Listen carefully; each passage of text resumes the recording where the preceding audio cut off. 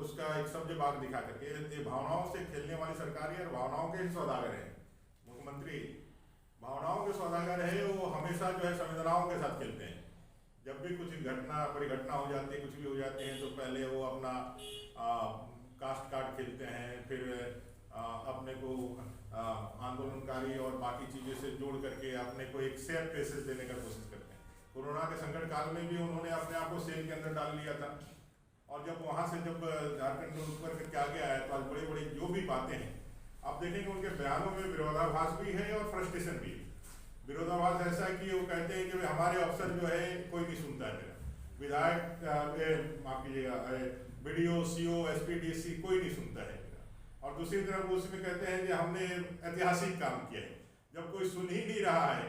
जब कोई आपकी बातों को तवज्जो ही नहीं दे रहा है, तो फिर ऐतिहासिक काम कैसे हो जाते हैं। तो विरोधाभासी वास्ते और ये जो है पूरी तरह से सरकार का पर्दाफाश हो चुका है। और इसमें मुख्य घटक जो है कांग्रेस और RJD, ये ऐसी पार्टियां हैं जो पूरी तरह से मधु कोड़ा जी को आगे करके झारखंड को लूटने का जो कारनामा इन्होंने किया है, उसी तरीके से यहाँ पर भी वो लगी हुई है कि झारखंड के संसाधनों के लूट में, यहाँ के संसाधनों के खगोल में जो भी है, और संथाल प्रणाली जिस तरह से संकीर्ण बनाया गया है, और ब्रेन मलेरिया से जिस तरह से डेथ हुई है, और उसके बाद भी मुख्यमंत्री जो है चुप बैठे हुए हैं, उनकी कोई बयान नहीं, उनका कोई काम नहीं आज तक जो है उस जो वहाँ से जो चीज़ें सामने होकर के आ रही वो बहुत भयावह है। और मैं कह सकता हूँ कि ये सरकार सबके लिए अनुकूल है और सबके लिए असफल भी साबित हुई है, चाहे वो दलित हो, आदिवासी हो, वंचित हो, शोषित हो, पिछड़े हो, महिला हो, युवा हो, सभी कुछ सरकार में ठगा है। और इस सरकार को उखाड़ फेंकने के लिए झारखंड की जनता तैयार है। भारतीय जनता पार्टी उस आक्रोश का नेतृत्व करेगी और 2024 में 14 की 14 लोकसभा सीटें नरेंद्र भाई मोदी जी को प्रधानमंत्री बनाने के लिए तीसरी बार यह झारखंड में उनको वोट करके जिताएगा, और विधानसभा में पूर्ण बहुमत की सरकार अपने जो है BJP के नेतृत्व में यहाँ बनेगी, और इस सरकार को जो अभी वर्तमान सरकार है इसको बाहर का रास्ता दिखाएगी। इतना ही निवेदन करने के लिए आपके सर एक क्वेश्चन है कि कल DGP ने प्रधान बना के DIG को और SP को सौंपा किया है कि न्यायिक पदाधिकारी को उन्होंने सुरक्षा नहीं दी, खासकर नक्सली बेल्ट में, क्या सोचते हैं? अब सारे जो पदाधिकारी हैं वो पदाधिकारी अगर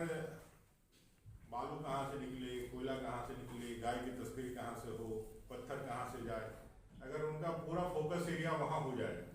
तो ये तो उनके लिए छोटी छोटी बातें हैं। निश्चित रूप से प्रशासनिक जो न्यायिक पदाधिकारियों का जब चिंता किया तब राज्य के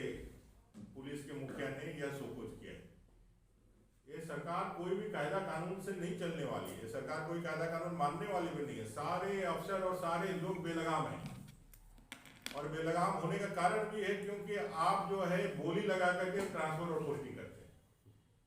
आप सभी पदों का बोली लगता है, आपको ये उत्तरार्ध क्यों हो रहे हैं, ये सरकार उत्तरार्ध की हो रहा है। भाजपा हमेशा से कानून व्यवस्था को ठीक ढंग से जो करने वाले हैं उसको रखना चाहिए। अगर यदि नहीं है तो क्योंकि न्यायिक पदाधिकारियों के साथ इस तरह का व्यवहार हुआ है तो वो भी खुद भी इस चीजों को मॉनिटरिंग करेंगे, उनके तरह। लेकिन यहाँ पर जिस तरह के किए जा रहे हैं, यहाँ कई प्रकार की जांचें चल रही है, केंद्रीय एजेंसियां जो है पूरी तरह से ऑटोनोमस जो एजेंसियां हैं वो यहाँ भ्रष्टाचार के बड़े बड़े मामलों की जांच कर रहे हैं, जो सीधे जो अपने सत्ताधारी घरानों तक पहुंचा हुआ है।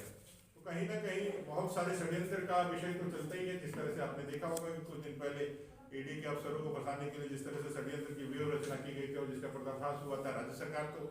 अपने गर्दन को बचाने के लिए कोई भी अनैतिक कोई भी काम, मतलब कि कोई भी ऐसा काम जिससे वो अपने कृत्यों को छिपा सके और किसी तरह से यदि अपने आप को बचा सके, तो ऐसा सफल प्रयास कर रहा है। आपको मालूम होना चाहिए कि देश के नरेंद्र भाई मोदी जी की सरकार है जो हमेशा से भ्रष्टाचार के प्रति जामताड़ा के विधायक इरफान अंसारी का बयान आया हुआ है कि 22 जनवरी को प्रधानमंत्री राम मंदिर का उद्घाटन करने जाएंगे तो उनको नहीं करना चाहिए बल्कि राष्ट्रपति महोदया को उसमें बुलाया जाना चाहिए।